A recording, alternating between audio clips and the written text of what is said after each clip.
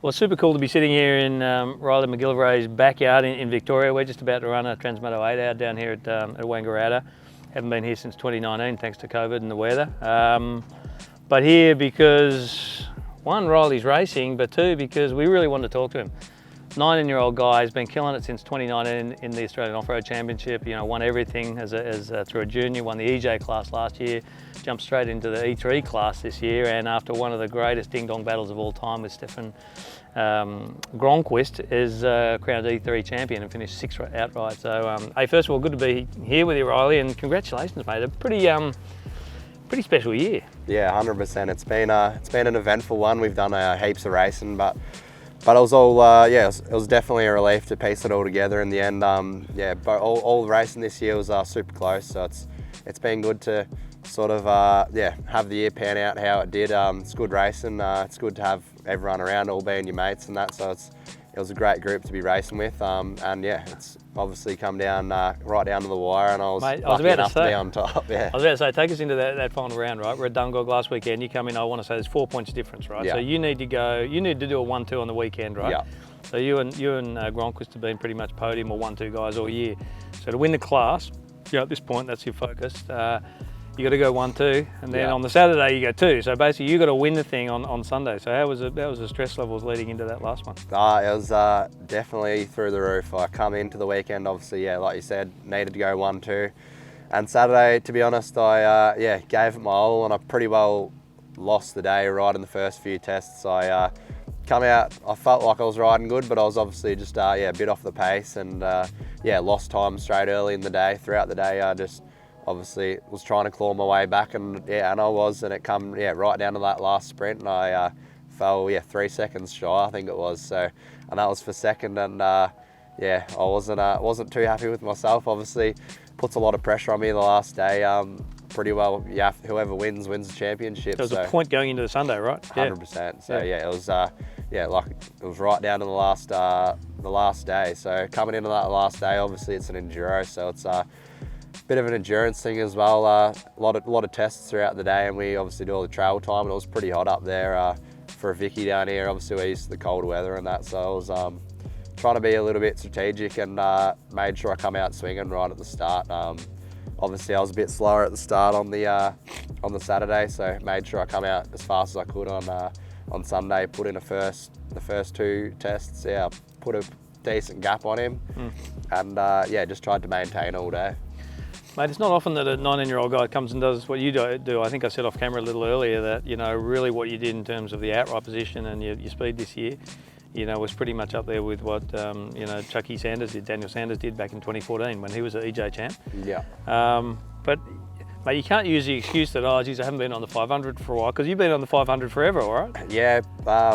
Dad convinced me straight onto a 500. I was obviously in juniors there where I was riding a 250, but I had a 450 at the time, and as soon as I went into seniors, I was being a taller rider. I think the bigger bore sort of motorbike suited me a little bit better, and I'm a smoother rider. I'm probably definitely not the most aggressive person you'll see out on the track, so a bigger bike I felt would suit me a little bit better. And at home, I actually was lucky enough, my brother and dad ride a 500, and I was on a 450 at the time, EXC, so I was doing that, and I jumped on the 500 for a bit, and I was just, for interest's sake, did a few lap times around the track, and I was actually a little bit faster on the 500, and that pretty well was, that's what made up my mind for the following year, coming into the first year in EJ. Yeah. Obviously COVID and everything, so that was a bit of a pain, and then I've obviously stuck with it since, and been enjoying it, and obviously you keep getting better and better as the years go on. Yeah, and look, that's the cool thing. The cool thing about enduro for me, it's about not necessarily man against man, but man against the clock, right? And the way you gel with your bike to get there, which brings me to the outright, right? So it's always fascinating. It's been weird for the last 6 years with the AORC. They've kind of been pretending that the outright doesn't exist, and then they name the outright winner at the end of the year, right? But I know as an EJ guy, I remember talking to you last year, you guys are all pegging yourself. Just explain what an average under 23 guy, under 19 guy, it's key, right? Like, you're doing well in your class, but to see where you're sitting, where you're level pegging, where you sit in the picking order for the top 20 is a key thing, right? Yeah, 100%. Coming up in juniors, obviously you're on a separate track. So yeah, 90% of the time you don't ever get to see how you compare to all the big boys. So obviously you're racing all the same guys every weekend, and you obviously know where you stack up against them. And yeah, pretty well, as soon as you get into that EJ, you start obviously on the big tracks. So although you're looking at your class, and that's probably what matters at the end of the day, everyone's always looking at the outright, and yeah, seeing where you stack up against all the top guys, obviously, and in the that's what outrights. incentivises you, right? Like, 100%. oh shit, I suddenly got in top 15, and shit, I suddenly got top 10, you know? 100%. Even if you're at the pointy end of your class, obviously you want to look forwards and what classes you will be going to in the future. And as an EJ guy, obviously, I knew I'd ride a 500, so I'd be in the E3 class. So I was looking at Jonty. He was on a 300 at the time, so I was looking into Jonty and Milner and all them, obviously in that E3 class, and seeing obviously the outrights. They were right up the pointy end, so just see where you're stacking up, obviously. Which is exactly why we do the progressive outrights after every round, sort of thing. And I think, you know, early in the year, I want to say you would just sneak inside the top 10, but then you're suddenly a 6th and a 7th. Yeah. And then the final round, I think you finish with a 3rd outright, which is awesome. You know, I think that was. I think, you know, Will Dennett was doing really well in the EJ, but again, I hark back to guys like, you know, to Chucky Sanders, who was doing that at a similar sort of age. Yeah, 100%. At the start of the year, I probably come in a little bit slow. Obviously, yeah, it's my first year out of school, but I've started working, doing an apprenticeship with Dad, being a Sparky, so that's super busy. And yeah, a lot of those other guys, obviously, they're riding full time, if not full time, a few days a week, and that definitely makes a lot of difference, I reckon anyway. So obviously, yeah, I need a backup plan, so it's good to be working and racing at the same time. Obviously, racing's my dream, so yeah, going into the season, I was probably on a little bit of a back foot. Obviously, still trying really hard, and I felt like I was fit, but during the year, yeah, I just got faster and faster. We're pretty well racing every weekend, and at the races is where I get to train. If we're working all week, you go to the race, and that's when you sort of get your bike time and experience and racing. So yeah, I felt during the year, obviously, the more and more races we did, the more and more comfy I got, and yeah, obviously comfy at that sort of going a bit faster at that higher level. Yeah. Yeah. Mate, talk a little bit about your inspiration and, you know, riders. I mean, you know, there's a culture of Victorian enduro, like hard-assed, you know, hard enduro, hard men of enduro, you know, from Flea Fleming, you know, through to the Shearers, through to Watsy, you know, and then obviously the Milners and Chuckies of the world, you know. Do you see that lineage of kind of riders and go like, you know, that's why I aspire? Like, who are you guys you looked up to early days? Yeah, 100%.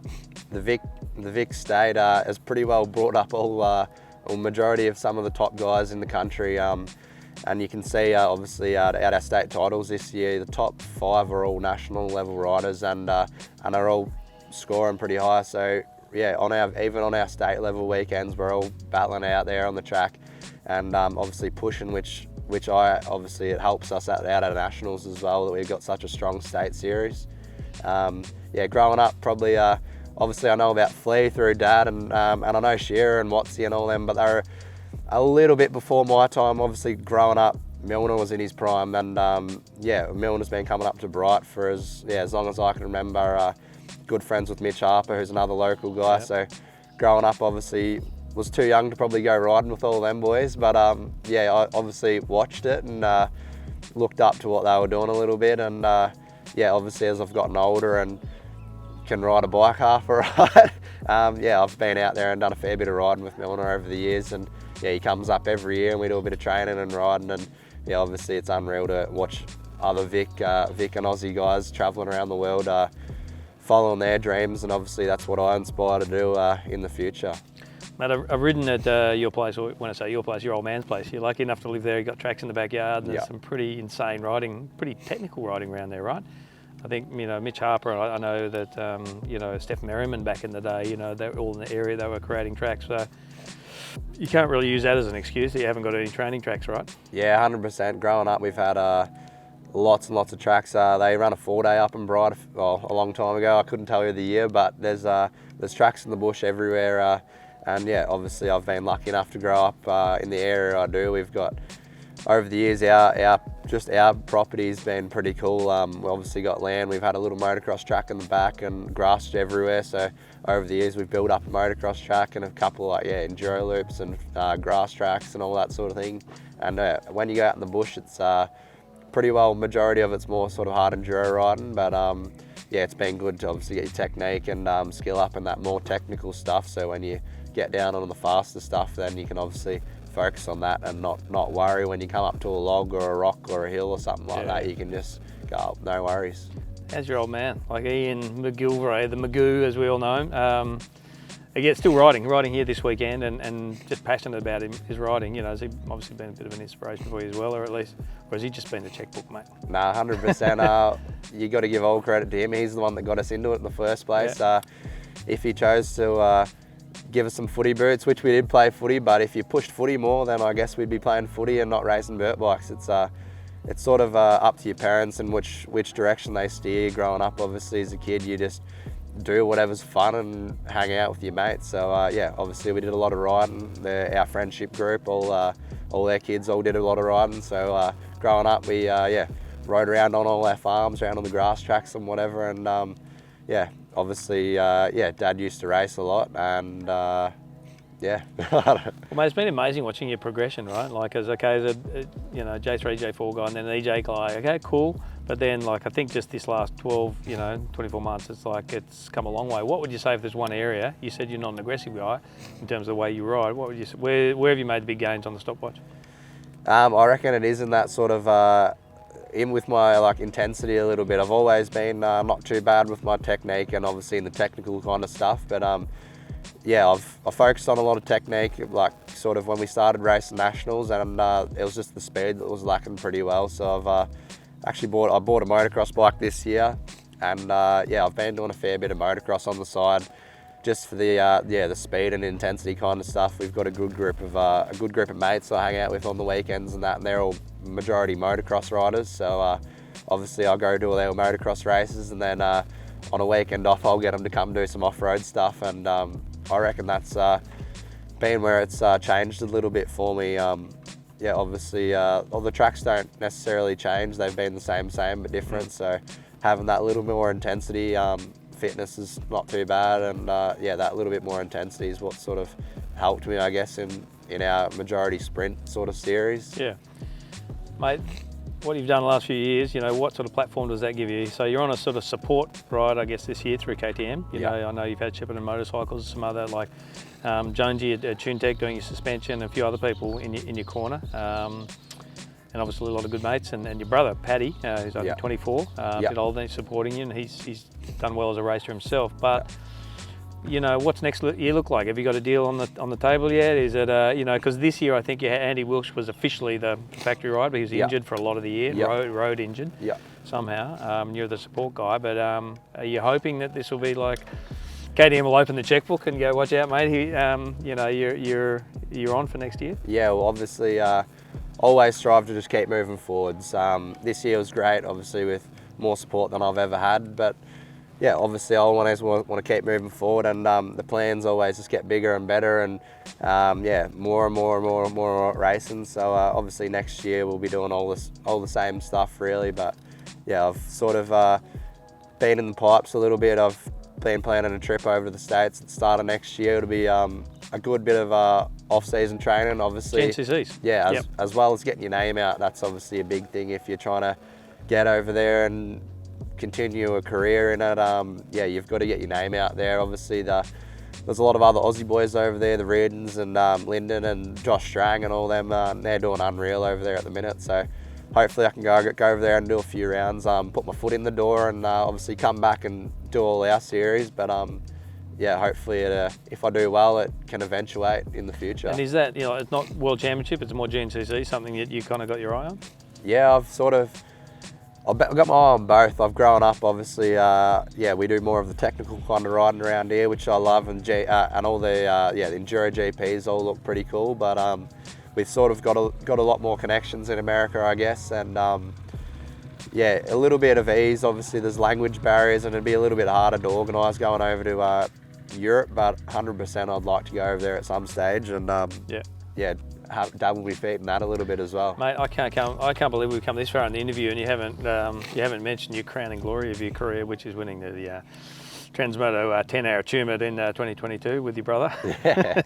Second outright too, right? Yeah, that's it. Flopped in the dam. Actually, we got a dam here, mate, so we could throw that on you. Yeah, we'll It sounds see. like you're pretty crook, mate. Maybe you need a little bit of a cleanse in the dam. It's hay fever. So obviously, all mowing grass at the minute, same at home. But it gets me nose a little bit, but I'll be right. Once you get riding and you get a bit of breeze through your nose, it clears out. But in all seriousness, you guys have come along. Your dad's been to a bunch of our events. You got a lot of your riding crew. Multi-generational. What's your take? Is it nice to just come and after having all that stress and hectic all year, just to come and have a bit of fun? Yeah, 100%. These Transmoto events are obviously what brings everyone together, all the different ages and groups and skill levels. This weekend I've teamed up with a couple of my mates, obviously that are pretty handy riders as well, but then we've also got Darren, who's the Vic rep for A1. So he'll throw him under the bus, bro. Yeah, Darren will be flying out there, but we've obviously got a range of age groups, and obviously it's the same with Dad's in a team with Sprocket and my brother, and I'm one of my brother's mates, so there's obviously a big age gap in that as well. Right. So it's these events are obviously what brings everyone together, and come hang out in a less stressful environment, I guess, and just spin a few laps and have a yarn. Yeah, well, I know Glenn Carney, Milner, Chucky, Toby Price, those guys have all done it. They love it because they're not signing autographs, they're not getting holed up, they're actually just enjoying it, and takes them back to why they rode in the first place. So. Hypothetical, mate. So leading into next year, KTM. Talking about KTM, there's a lot of it's a KTM event, and there's a lot of KTM signage and shit going on here. Yeah. So the hope is that you're going to be joining KTM next year, right? Yeah, 100%. I know you said that to me. I think I said to you before, right? You're a big guy, but mate, we'll see how you go. Here's a 250 next year. You're riding the 250 class. What do you say to that? Hypothetical. I guess I'd need a bike and start riding it, really. 250 is obviously a different style of riding, so I don't mind a 250. I don't mind, obviously they're all different and good in their own ways. 250 is a lot lighter than a 500, but doesn't go as fast, so it'll be good in the tight stuff. Would it suit your riding style though? Or do you have to change your riding style? Yeah, you definitely have to change your riding style. I don't reckon it quite suit me right now, but obviously you can get used to it. I'm planning on buying a 350 pretty soon as well, obviously, to have one of them for when I go over to the States. So that's pretty well a 250 with a bit more grunt. So I'm keen to ride a little bit of a little bore, I guess, but it'll be good fun. Well, mate, at this event in 2019, I want to say Chucky had just wrapped up AORC and was just about to go over to Portugal, where he won the ISD outright. So, big footsteps to step in there, mate. But I think he actually rode in a team with a bunch of punters here. But mate, look, we're going to follow your career with great interest. It's been awesome to see the progression you've done, particularly in the last year. Huge congratulations on what you did this year. In a pretty tight series. So, and we'll probably have a cameraman over your shoulder following you around over the next couple of days at the event, and see the other side of the racing experience, where it's kind of half racing. But mate, it's great to see you here, and congrats once again. No, thank you very much. Thanks for having us.